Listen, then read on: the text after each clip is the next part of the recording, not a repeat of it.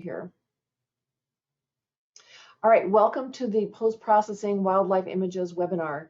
This is provided to you at no cost. I appreciate your time and much of your business. Many of you have attended my workshops, and this is my way of trying to give back to you as you take a lot of images and want to get the best photo process you can.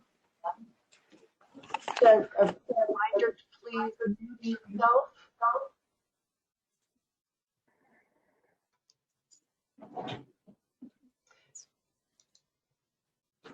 There we go. So I've got a couple of things to show you, some slides just to introduce the process, and then I'm going to actually show you the use of the tools. These slides are pretty informative, and you might want to have your cell phone handy to be able to take pictures of them. As I go along, if I find people that are not muted, I'll do that myself, but I would ask everyone as you join to stay muted. So some housekeeping tips first. And just to confirm, can you see my screen? Just give a thumbs up for anyone who's I can see on webcam. Can you see my screen okay? Paula, can you see my screen? It's there. Okay, thank you. So housekeeping tips. So in camera, and this is just what I do, and certainly not meant to be a prescription, but I'm sharing everything that I'm doing with you. If it helps, great. So in camera, I always set the time zone before I travel, and because I travel a lot, I'm always resetting the time zone. I like to be able to look back and see, did I take a photo at dawn or at dusk? I shoot in RAW format. I don't shoot RAW plus JPEG. It takes up too much space. I only shoot RAW.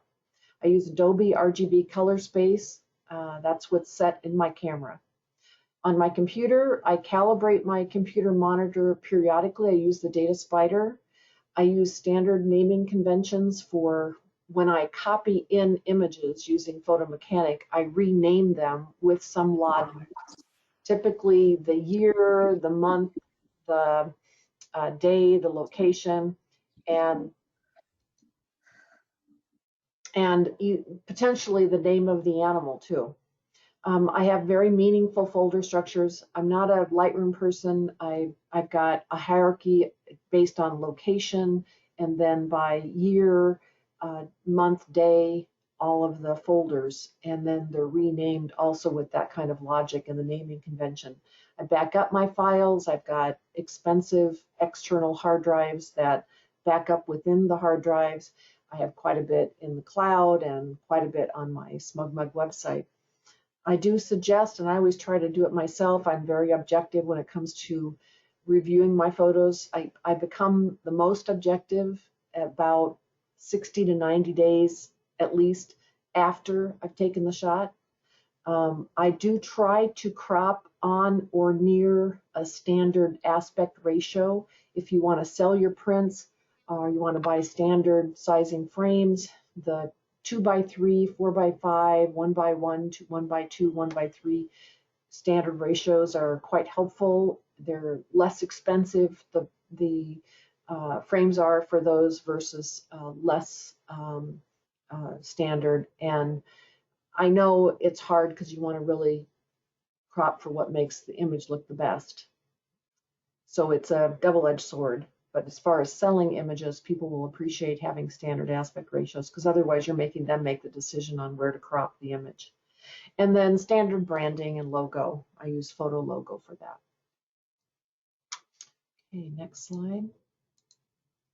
So my post-processing approach, I use Camera Bits Photo Mechanic to initially ingest, or basically copy all of the images off of my cards onto my computer, and I rename them at the same time, and I add a basic amount of metadata. I also use Photo Mechanic to rank my images, whether it's color ranking or it's stars. I'm indicating which ones am I going to delete for sure, and which ones am I keeping, which ones am I likely to process. The second major piece of work is around editing, and I list the tools that I use: Adobe, Topaz, the DxO NIC filters, and the Tony Kuiper luminosity masks. And on this slide, and this might be one that you would want to take a photo of either right now or when you look back at the recording. There are a number of things that I do in this editing process, and then I publish my images, and I publish them to my SmugMug website and to social media, and I have a routine that I go through for what images I make from that processed images. Tonight's session is specifically about the editing process. Editing objectives. So I have two primary editing objectives, and this is the last slide before I actually show you some images. I want to clean up, straighten the horizon line, eliminate distractions, whether it's dust spots or bugs, eliminate noise, fix the white balance if it's wrong. And then for enhancing, I want to draw attention to the target. And typically with my photos, wildlife photos, it's the eyes or it's the behavior that they're showing. Maybe they've grabbed something and so it's what's in their mouth, for example. Sometimes it's the claws, or sometimes it's the entire body. But I want to identify what that target is and then draw attention to it. And the way that I draw attention to it is creating contrast in various parts of the image. I'll show you what I do with eyes to lighten things up, darken things down. So creating contrast is all about light versus dark, cool versus warm, textured versus smooth, vibrant versus muted. And you use the combinations of those functions. And it doesn't matter, honestly, what tools you use for any of this. If it works for you, great. And so I wanted to go through these slides first to show that these are the objectives. Now I'll just share what tools I use to do those things. And not to say that those are exactly what you should be using, but if you're looking for recommendations or suggestions on tools, I think this could be helpful.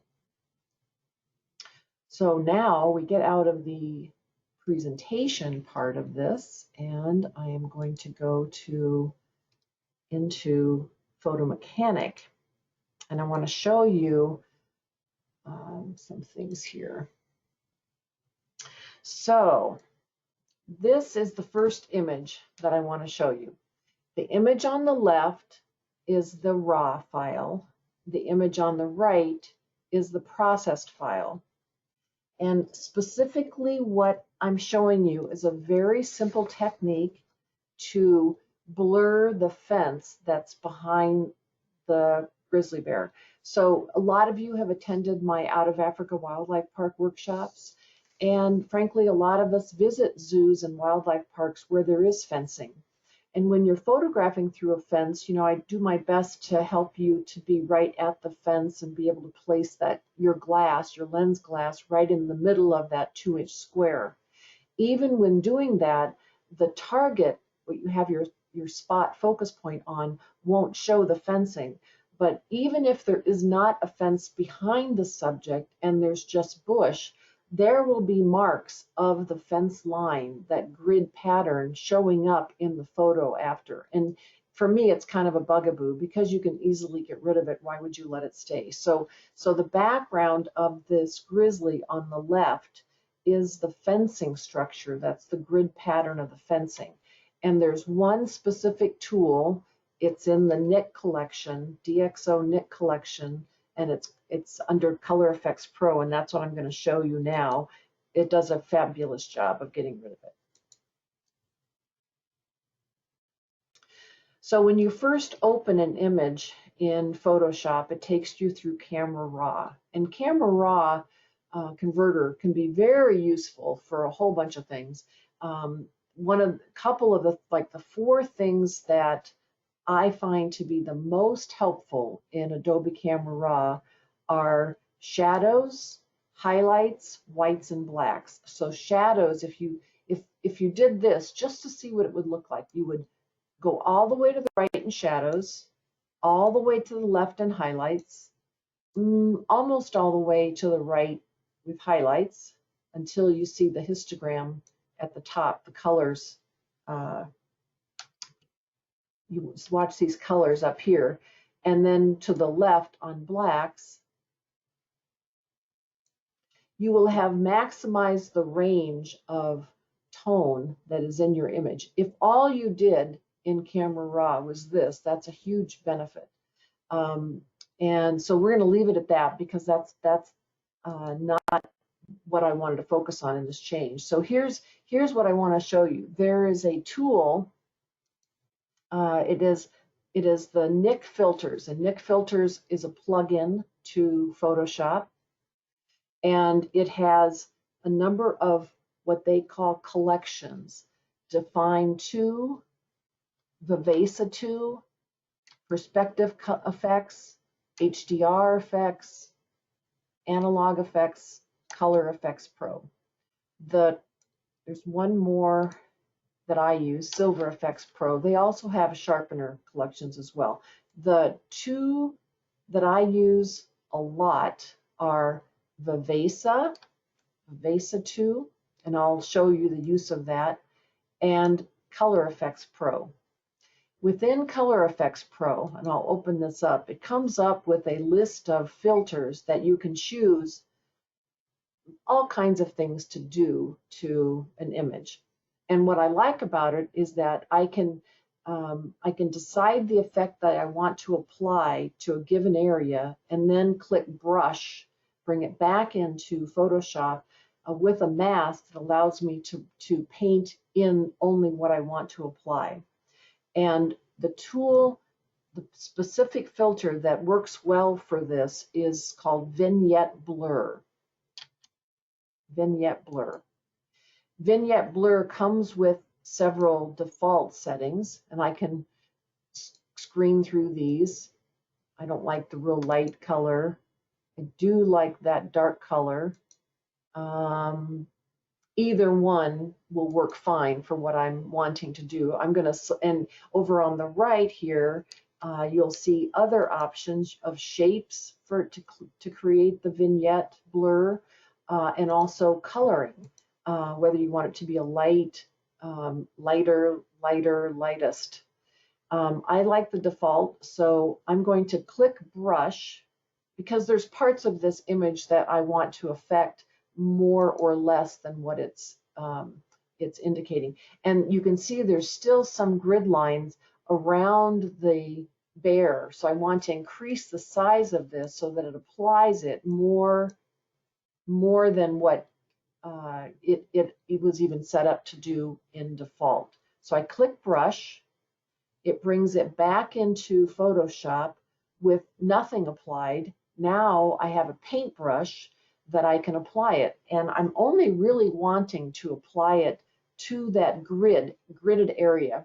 So there's two things within Photoshop that are important to look at. One is the hardness of your paintbrush. I generally always have hardness at 0. Hardness at 0.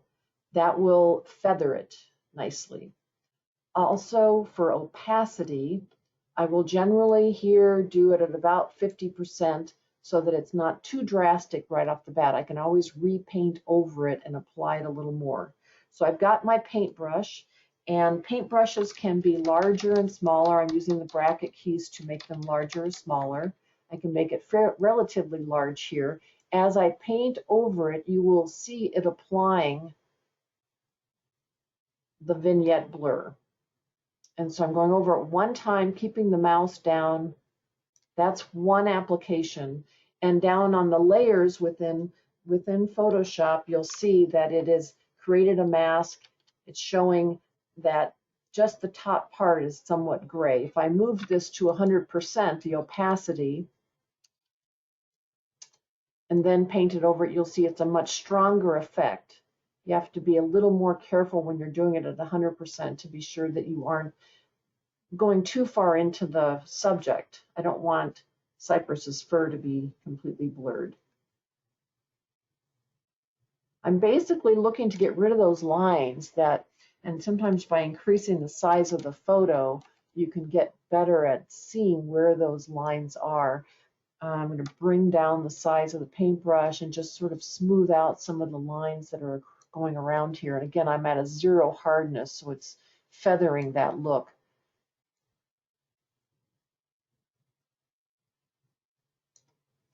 And I teach a lot of workshops where you're shooting through the fence, and it's kind of a bugaboo of mine to see those fence lines in the background, those graded lines.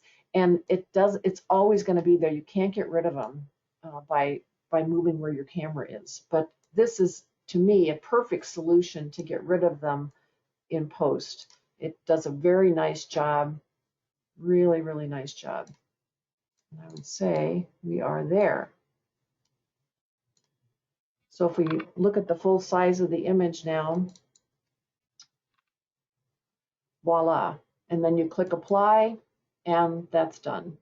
So you get that beginning picture of the fence and the after effect with it blurred. Now I'm not going to do anything else with this photo. I really just wanted to show you this. Again, this was in using the plugin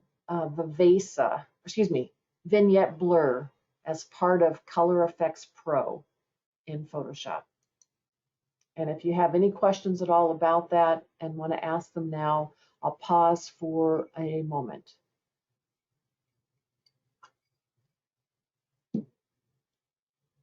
Okay, moving on then. So the next image, I wanted to start with something sort of simple. So let's go to the next one. The next one is an eagle. This one I'm going to do several things. So I'm going to change the original. That's the original. And this is the finished. So the things you might notice between the left and the right image is there is a lot more detail, a lot more contrast that's been brought out in the feathers of the eagle. A little more detail brought out in the talons. The horizon line is straight. And there was an eagle flying in the background that's now gone. And when I open up the image, you'll see how much noise. This photo on the left was taken with an ISO of 4000. So a lot of noise in the background. So I'm going to open the original image up.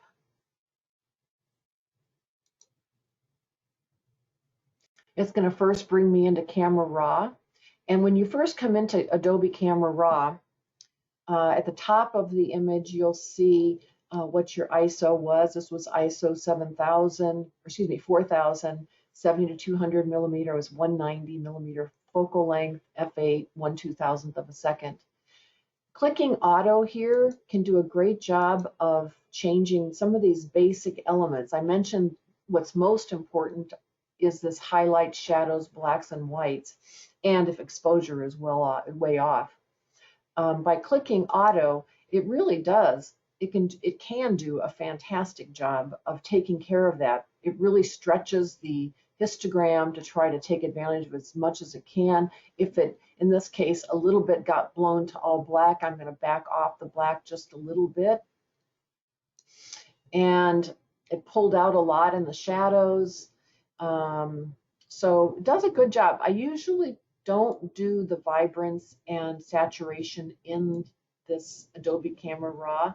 I also like to bring up some of the clarity. Clarity will help to sharpen midtones. So that's a good thing you can see the impact that it can have. So it's a good thing to use in Camera Raw. So I'm going to go ahead and open this up now in Photoshop. And if I bring this up to this is now at 100%. You can see how much digital noise there is, not only in the background, but also in the feathers, all that pixelation, that grainy looking. So this is one that I want to show you the value of the Topaz D-Noise Ai. So I'm going to bring this back down to 100%, or rather 50%. First, what I'm going to do is straighten it. You'll see the shoreline here is a little crooked. So what I'll do is using the crop tool, click cropped, and then I'll come over with my cursor to straighten, and it's in the top of the menu here. And hopefully when I'm using my cursor to have that circle show up, it's helping you to see where I am. I click straighten. It creates a little icon, little suitcase. It looks like a box. And then I can bring that down to where I want to create a line. And I just click once, draw a line, and then that's pretty good. Actually, I think I did a good job of cropping it, or of straightening it. So then I'm going to press enter, let that stick. The second thing that I like to do is to eliminate dust spots and distractions. I find that eagle here in the background to be kind of distracting, that bright white. So I'm going to clone him out. And so I click the clone tool and come over and pick a relatively light color and click Alt, and then bring that over and basically paint over that area. Now, what I did incorrectly was I ended up grabbing some of the feathers, so I'm going to do that over, start down here a little bit further, make my paintbrush a little bit smaller, click Alt, and then come over here and want to do that another time. Sometimes I'll tend to go over things a couple times just to make it look like it's pretty natural. And I recognize that this does cause some photos to not be able to be in contest, but I'm okay with that myself. The next thing that I'm going to do with this now is to create, now that I've gotten rid of the basic things that I didn't want for sure, I'm going to create a copy of the background. And that's what I did here with layers. I use layers exclusively in Photoshop. Now I'm going to go up under Filter, and I'm going to select the Topaz Lab, Topaz D-Noise Ai. It's going to launch the Topaz D-Noise Ai tool. I can use the Topaz D-Noise independent of Photoshop, but I use it as just a plugin. It's easy enough for me to do it that way.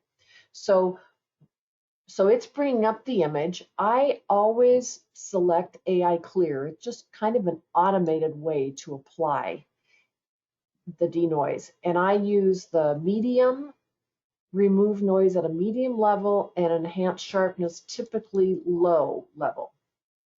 And what's nice about this is I can view this. Let's see where my sliders. There we go, split screen. So as I slide this over, you should be able to see the before and after impact of applying the denoise. And certainly within the background, it's definitely applied. Could even, if we did a high amount, let me just see what that does. I even like that better. And you look at the feathers, I mean, look at the face and the eye. Sometimes I'll look in the eyes and I'll see the amount of noise that's there before versus after. And it is significant. It's such a phenomenal tool to get rid of noise. And this photo was at 4,000 ISO. And I think it does a very good job of removing the noise without creating any blurriness at all with the target. And if I wasn't happy with the sharpness, then I could increase it to a high sharpness and get even more out of it. And I tend to like the high and high on this one. So I make it the easy way. I select AI Clear, and then I select either of those three on remove noise. Usually it's medium. Sometimes in this case I selected high. Enhance sharpness, usually it's low. Sometimes I select high. And that's basically the portion of the tool that I use. I only use what I think I need, and then I'm on to something else. So I really like the effect of this, and I assume you can all see crazy, crazy, big impact with no loss of detail on the eagle. The feathers, you've got all the detail on the feathers. I love the effect. So once you're comfortable that you have the right effect, you click apply, and it will bring it back into Photoshop with that denoise applied.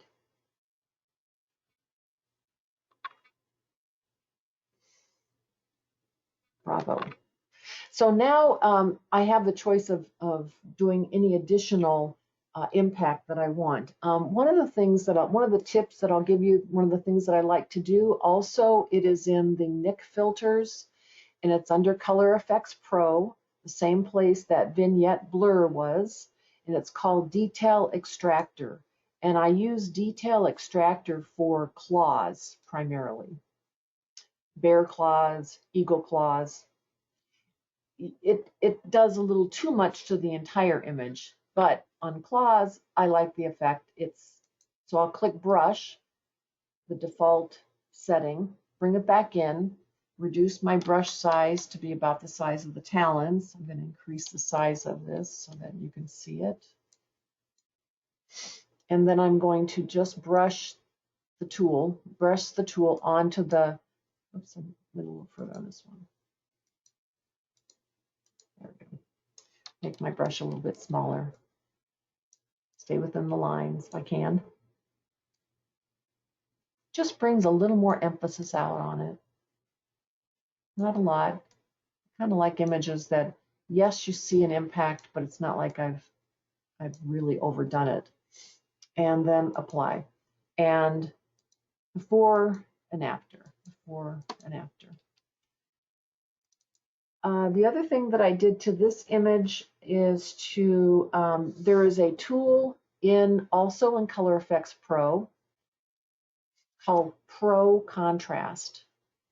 And in Pro Contrast, specifically, I like the setting Dynamic Contrast. You'll see it here, it's on the right. And if you slide that slide over, you see how much additional detail is coming out on the wings. And I really like that effect. So let me show you the before and after. Really pops the contrast. I think it does a better job of just basic contrast. So I will click again, brush, to bring that back into Photoshop, always creating a mask and allowing me then to paint the effect in. Increase the size of the brush and then paint that over, particularly this mid-range of the body. I like seeing all that change in the feathers. And that's about it. I don't know that I need to do, I don't want to make the white feathers any darker, but I like bringing out the contrast in the feathers, in the darker feathers. And there's the before and after. Beautiful contrast. One of the other things that I do is to darken down areas in order to draw more emphasis to the target. And one of the areas that I think should be darkened down in this image is this area of background. So one of the things that I will do quite often is whether it's brightness, contrast, and I'll, oops, I needed to apply that, sorry. Brightness, contrast. Was there a question? I don't have a question. I do have a comment, though. Okay. There's another filter in this NYX collection in the latest version. It's called Clarity Bump. Have you seen that one? It's a combination of the tonal contrast and the contrast filter, which you just demonstrated. It uses both of them and some color correction. And then there's like 3 different filters all at one. They're all adjustable, and it does some wonderful things to the contrast, detail, and everything. And you can control it with opacity or brushing, just like you're doing here. Wonderful. Is that under Color Effects Pro, Mike? Yeah, it's Color Effects Pro. It's called Clarity Bump. Okay, thank you. Take a look at that one. I think you'll like it. I will.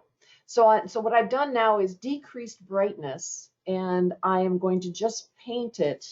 First, I need to create a mask. Everything, again, is done with a mask, and I'm just going to paint it in the background here.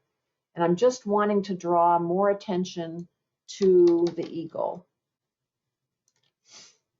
and I'm doing it kind of relatively quickly, but you get the idea that you're always wanting to draw that viewer's eye to the target. The target might be the claws, the face, the eyes, maybe the entire body. I think the head is white enough. It might be worth bringing the brightness up in the tail feathers a little bit more. And then one of the last things that I did to this image when I processed it was that I wanted to at least have one of those third lines touching a claw. So I cropped in just a little bit. And what it says is, you know, you don't always have to have the entire body in the frame. If the target is the face and the claws in this case, then it's not as critical for the wings to be fully in the frame. Any questions on the things that I did so far? Yes, I have a question. You darken the background, and I see on the right-hand side there are some areas that that you didn't touch, so they're somewhat grayish. Is this something that you finish later on and you just do it quickly here, or do you not bother? Yeah, I think what I did was, let me take a look at my work. Looks like in my final image, I didn't end up doing anything to it, but I could see where it would warrant it. Not critical, you know, your eye I don't think goes there, but I might actually clone out that a little bit just to make it a little bit more even tone. Okay, thanks. You bet. Okay, I'm going to go ahead and close out then this image. Let's save it. Kathleen, why Denoise AI or the other AI that you used? Why don't you use the Denoise AI? That was the Denoise AI. Yeah, well, but there's two selections, and you went on the middle one. Oh, okay, gotcha. It's just a more automated, and I've been happy with the automated. Okay. Yeah, the AI Clear is just kind of a quickie automated way to do it. It's like going through Camera Raw. If you click auto and you like what you see, then there's no need to kind of try to fine tune it all yourself. And AI Clear has worked well for me so far. Thank you. Let's see, what am I doing?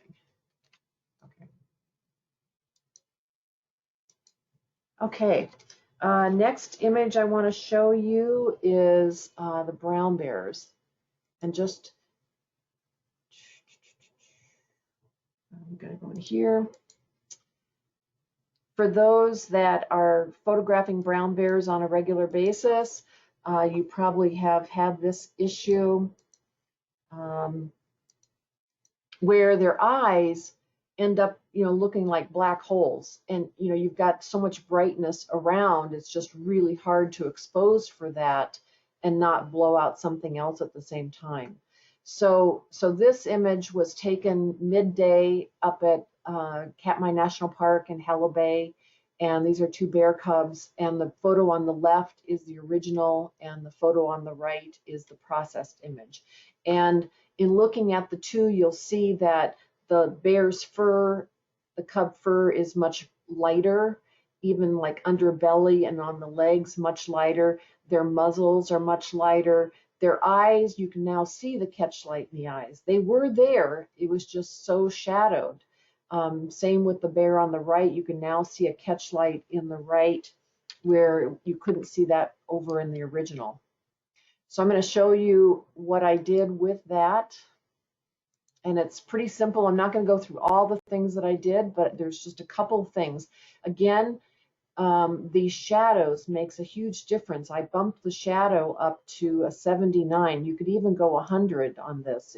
It's amazing what it does. So at 0, that's where it was to start with. If I take off all auto, that's where it started. And then if I click auto in this case, I didn't like the effect. It did not give me the effect I needed to bring up that detail on the cubs. So I turned off auto and I brought the shadows way up as much as I could. I think I didn't quite go to 100, but you could. And then to highlights, I brought those down. Didn't look like there were that many things that were blown out.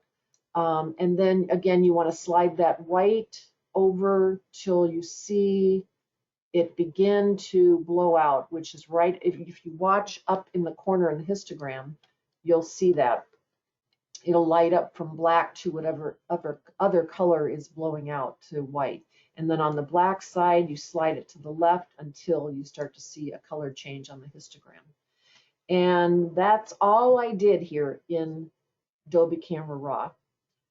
Coming into Photoshop next, what I want to point out is two things. One is around the eyes, and two is to create contrast enough that's not a vignette, but that's not so noticeable that it looks like a vignette. So first of all, with eyes, and this is done, and I would have done the Topaz D-Noise Ai as well. I do that on all my images, but I want to show you some specific things here. So I'm gonna zoom in. I want to look at the eyes, and as I look at them, I want what you're doing when you look at eyes. You want to increase the lightness of the areas that are white, and sometimes decrease the darkness of those areas that are dark, but not always. More importantly, increasing the horizon line and the reflection and the light that is around the eye. So I'm going to increase the size even more so you really can see what I mean here. And this is so important when it comes to processing animals, whether they've got bright eyes or not. So I'm going to use a layer. I'm going to use brightness contrast. I'm going to slide the brightness until I see it's almost all white. So here I've gotten it all the way to 68. I'm going to take it maybe down just a little bit, maybe to 55. And then I'm going to, on my PC, I'm going to do a Control-Delete, which then creates a mask, allows me to select the brush, and I can come over to the eye. I'm going to create a brush that's teeny tiny, just the size of the line, and I'm going to draw that line on those white parts, on all the parts that are white. And then I'm going to do a little bit of the reflection here. Now, you might, when you look at that, initially think that's too much, but look at the difference in how much it pops. And when you are blown out, you know, or expanded out at 100%, there is it off and there is it on. You really see the eye much better. I'm going to go back in and do the other eye with the paintbrush. And in this case, there's just a little bit of horizon line there, a little bit of lightness around the edges. I do not lighten up the entire eye, only the reflection of the horizon and a little bit of the reflection of that horizon in the lower part of the eye. And then on the other, there's just the whiteness here on the side of the eye and a little glint of light in the eye. That's all I'm going to touch. And with just those changes, if you look at the eyes, what a difference it makes in bringing those eyes out. The second thing I want to show you is around this idea of a vignette. What I use to do that is what's called Vivesa 2. It's a Google or a DxO Nik filter. And what I love about it is that it has what's called these control points. And the control points allow me to selectively position areas of the photo that I want to change the lighting of without affecting other areas. So my goal is to lighten up the bears even more, but darken down areas around it. So I'm going to place control points. You select add a control point and you click somewhere in the photo. I'm going to keep doing that, add another control point, all around the bears. And you can see the circles that I'm creating overlap the bears, but that's okay, not worried about that, so I can fix that later. Okay, so I have created little control points all around the bears. And now I'm going to group them by selecting the control key, holding it down. This is on my PC, or no, sorry, shift key, and selecting them all at the same time, clicking on each one of those dots. And then select over here, group. And now all of the control points are affected by one change I make to one control point. Now, the next thing I have to do before I'm ready to make the change is I need to create control points for the bears. So I will take a control point, put it right around, I'm going to be a little more explicit here, there, and in the back end of him. Make it about the size of the bear. And I'm not going to group them because I want to emphasize the faces of the bears. So I'm not going to have it apply to their entire bodies the same as I'm going to apply it to their faces.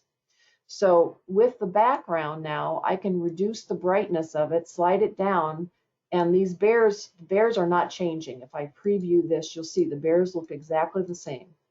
Now maybe I went a little too far on that brightness. Maybe just bring that up a little bit. And then now I want to bring up some of the brightness on the face of the bears. And what I like about it is that it's subtle enough. Oops, there we go. It's subtle enough that it's not too noticeable that I'm being very selective.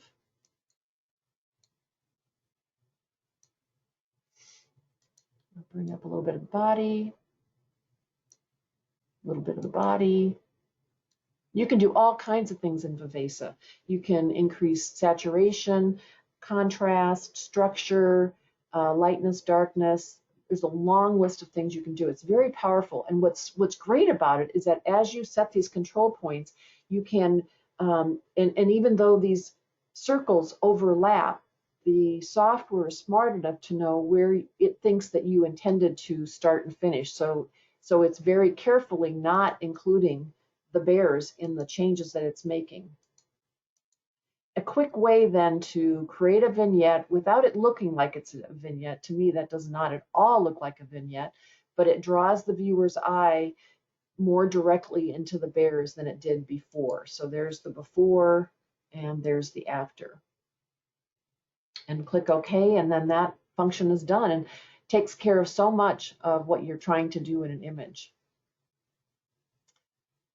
Any questions on that?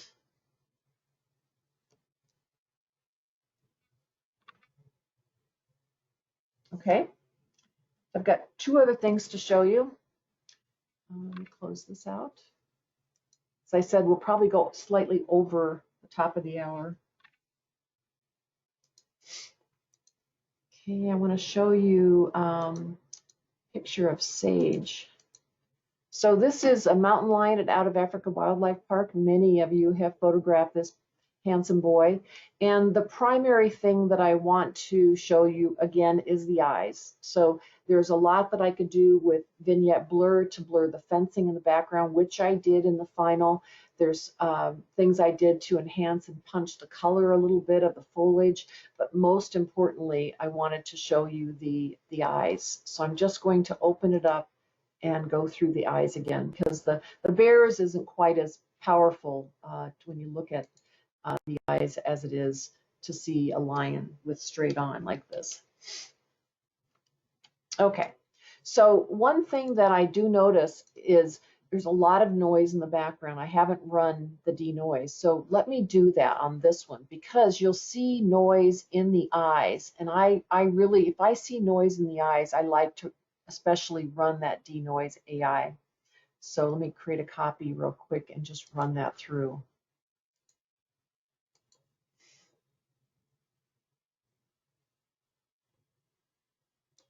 And in this case, I think medium and low on the AI clear is going to be just perfect.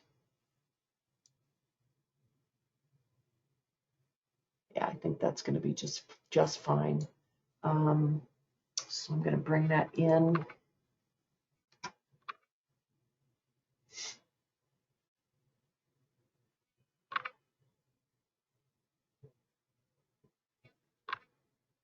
Okay.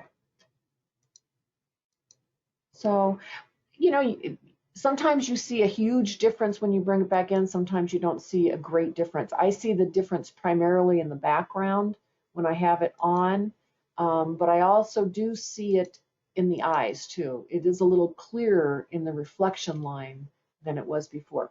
Okay, so working with the eyes, I use the layer brightness contrast. I use the slider up here. I will slide it up to where I think it's about the right amount, and I'm not looking at anything but his eyes at this point. The actual reflection of the horizon and then the reflection of that down below, and that's what I'm looking at. And 31 seemed like about the right amount, but once I start, I can always adjust it a little bit more. I'm pressing Control-Delete to create a mask to which I will then paint the eye change in. I use a small brush. I'm at 100% opacity, and I'm just coloring over the areas that I mentioned, just the catch light, the horizon line, and that little bit of reflection below.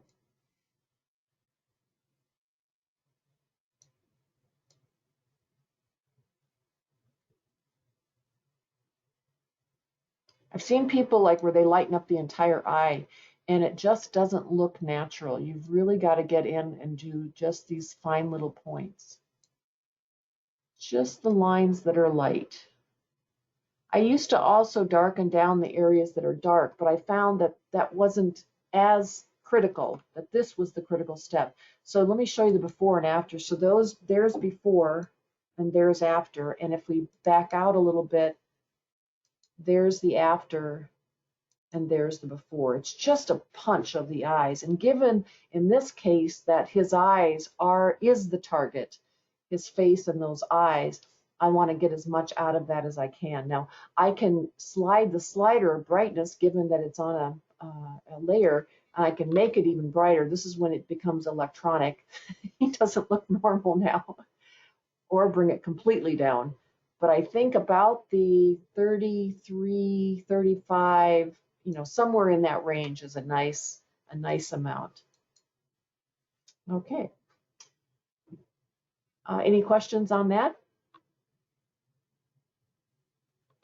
Okay. I have one last thing to show you.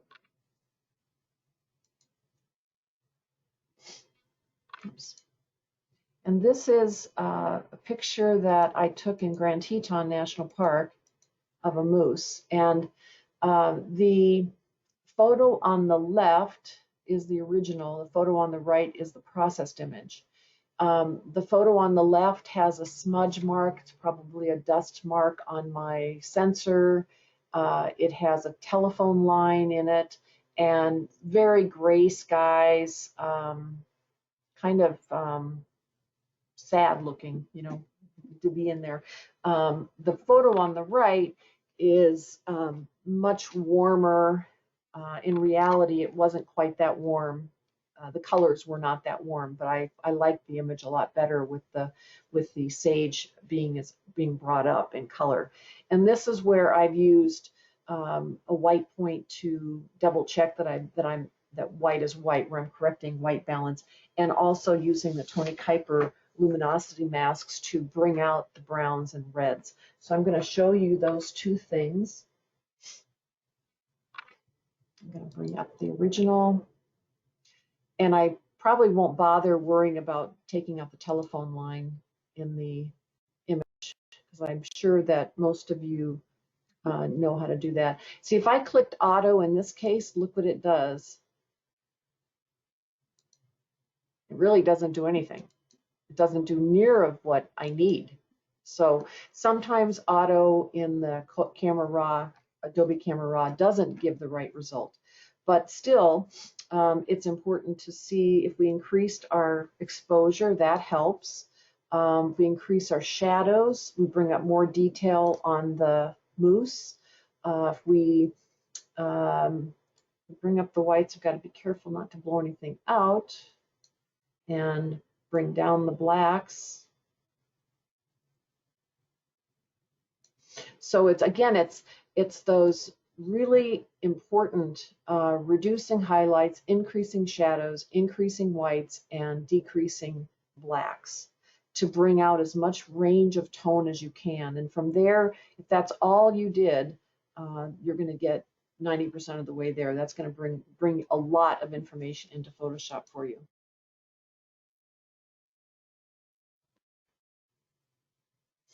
Okay. So the one thing that I'm not going to worry about cloning out the telephone pole. I assume you know how to do that. But I want to bring out some of the area of the white points. So one of the things that I do to make sure that snow is truly white is I will use a layer, and I'll use levels, and I will click the white eyedropper in the levels menu, and then click somewhere in the photo that I believe is true to white. And when I do that, then it changes everything else that should be white in the image. So if I click the before and after, you'll see it brightened it up a little bit. Potentially could be brought up even a little bit more, but I think that's pretty good. It's just important anytime you're taking pictures in snow to be sure that your snow is white. Quite often snow is gray because that's what the camera's doing, and I use levels and the white eyedropper to, again, click on the area of the image that I think represents white, and I'll do it again just to show you what it can do. Looks like I've got it set at about as close as it's going to get at this point. Actually, take that back. I didn't have this on, so let me just try this again.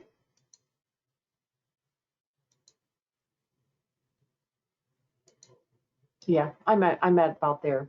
Okay, so the last thing that I want to share with you, and I know we're just about 1 minute, and I will stay on for questions that you have, is I want to share with you the Tony Kuiper luminosity masks. It's a plug-in to Photoshop.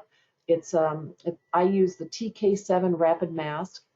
It has basically 3 areas. Source is the first one. Then there is what kind of mask you're wanting to create, and then there's modify, and then there's output. So 4 steps. With the first step, I generally am choosing a color, or if I want to enhance a specific color, or I'm choosing a specific tone. Let's say I want to make something darker that's already dark, or vice versa. In this case, I want to pick out the warm reds. So what it does is I select warm reds, and what it does is it lights up in the image what is warm and red, including the antlers on the moose and the parts of the tree. And that was the mask. Then under modify, I can click the button that has arrows going outward to make it a bigger collection. So it will continue to get brighter and brighter as I click that. So it allows me to be very specific with selecting a specific tone or a specific color. I use this probably 20 to 30% of the time in my photos. So I made it a little bit brighter. I wanted to bring more of that tone in. And then the last step is output, and I select, and it's very similar to layers. I select, I'm going to do vibrance. And as I slide the vibrance, and I'll slide it way over to the right to hopefully it'll make an impact.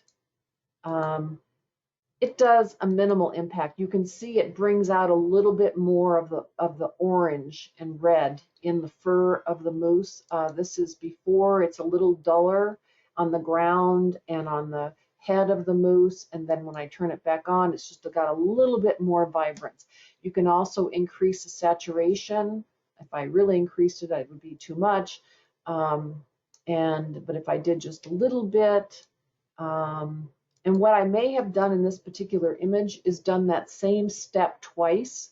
So going back into color, selecting the yellow reds again, and increase it a little bit more, and then do another vibrance just to even pop it a little bit more, which it will do. And so if I turn those off, let's see here. So if everything's off, then turn it on, and you can see it's just that much more vibrant. It just takes it from being kind of blah in the first image to very striking in the second. And that's how I did it, was using first the levels in Photoshop to correct the white, and then the luminosity masks with Tony Kuiper's luminosity masks to bring out more of the red tones in the image. And those were the images that I wanted to share.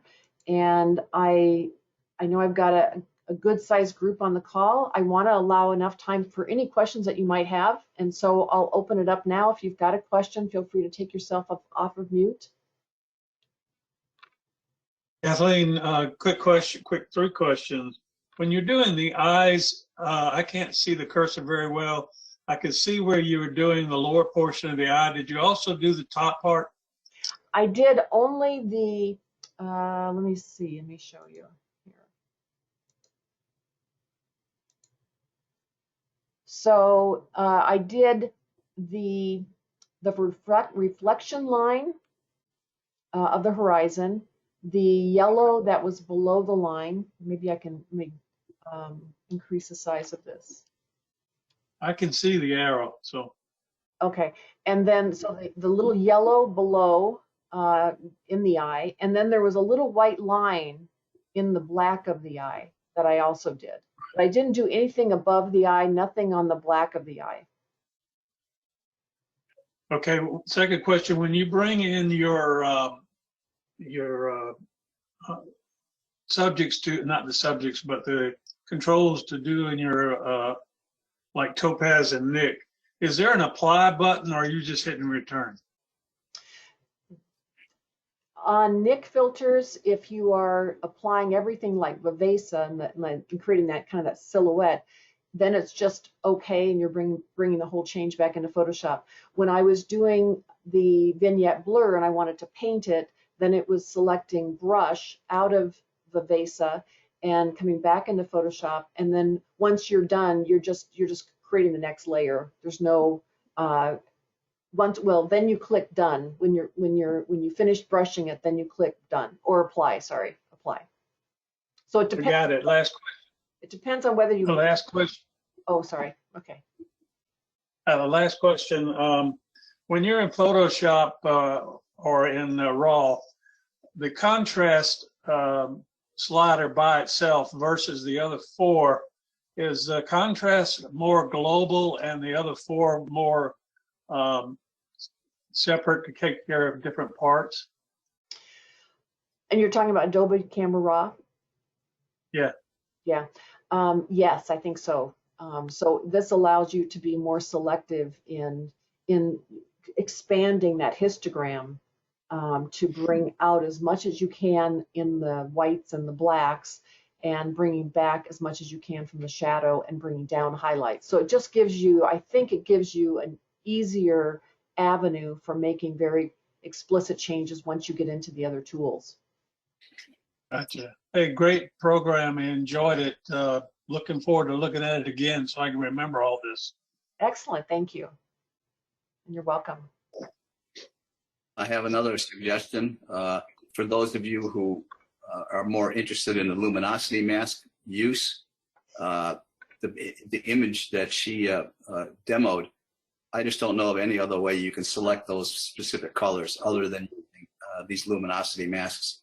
If you, Tony Kuiper's panel, if you want to purchase it, make sure that you look at the videos that come with it, which are created by Sean Bagshaw, an extensive set of videos which illustrate how to make these masks and what to do and how to use them. And if you buy both the panel and the videos, I think you get a discount. Thanks, Mike. So if you do have interest in that, check it out. Thank you. Are there any other questions?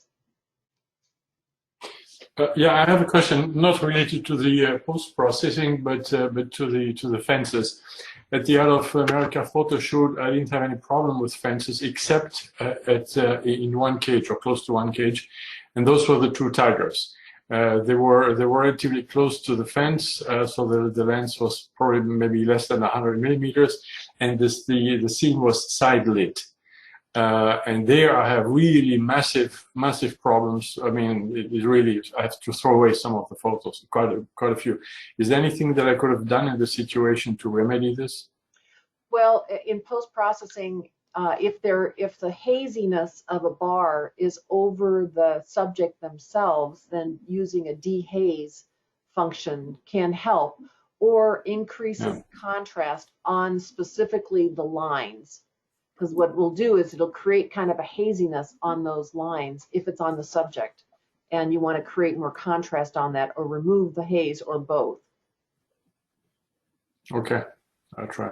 But during the taking of the photo, the blocking the sun out and making sure that it doesn't hit the fence, so that the fence is in the shade, would that have made the difference? That, and making sure that your glass is directly perpendicular, Yeah, that it was. Yeah. directly straight on that fence. Because anytime you're shooting at an angle, you'll pick up other fence links onto your subject from taking it that way.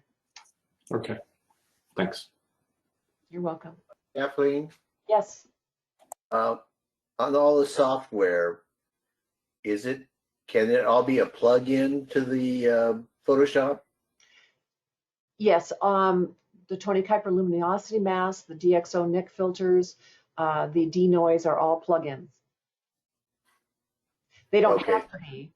They can be run in Tony Kuiper Luminosity Mask are the only ones I believe have to be run through Photoshop, but the DxO filters, NIC filters, and the Topaz AI tools can be run independently as well. Okay, fine. On the Topaz, do you use any of the other aspects of the Topaz other than the AI? Yeah, I've used Gigapixel, the Topaz Gigapixel AI. Worked beautifully, more than doubled the size of a small image, very well. I'm still learning the Topaz Mask AI, so I don't have any experience with it yet. And the sharpening I haven't used because within the Denoise AI, it sharpens it enough for my needs. Thank you. You're welcome.